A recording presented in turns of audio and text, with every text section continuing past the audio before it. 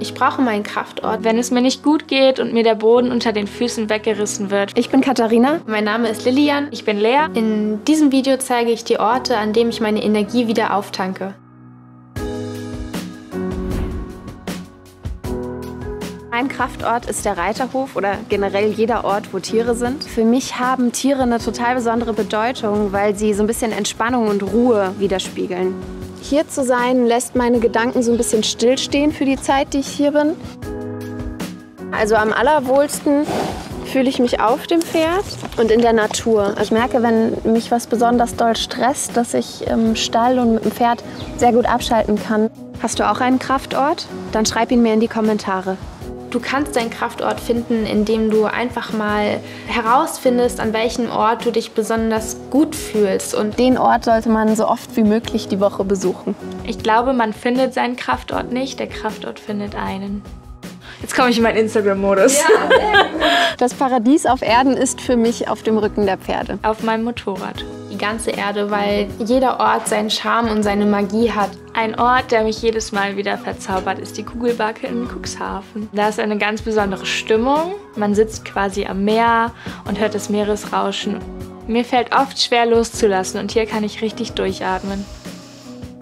Der Wald ist ganz besonders magisch für mich. Im Wald kann ich einfach ich sein. Ich kann alle Wege gehen, ich kann in alle Richtungen gehen, ich kann die Bäume berühren. An anderen Orten ist es manchmal sehr schwer durchzuatmen. Dort fühlen wir uns beklemmt und eingeschränkt und das ist im Wald anders. Da kann man seinen Gedanken freien Lauf lassen.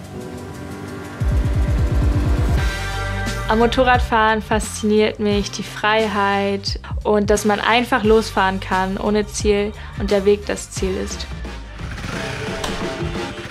Man sollte keine Angst, sondern Respekt haben, weil man sonst nicht frei fahren kann und den Kopf nicht abschalten kann.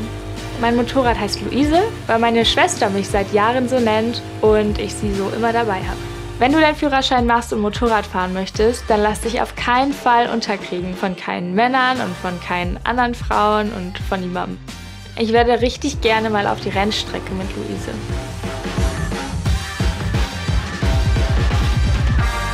Ich glaube, für mich ist Tanzen so ein Kraftort, weil ich da gar keine Chance habe, an was anderes zu denken.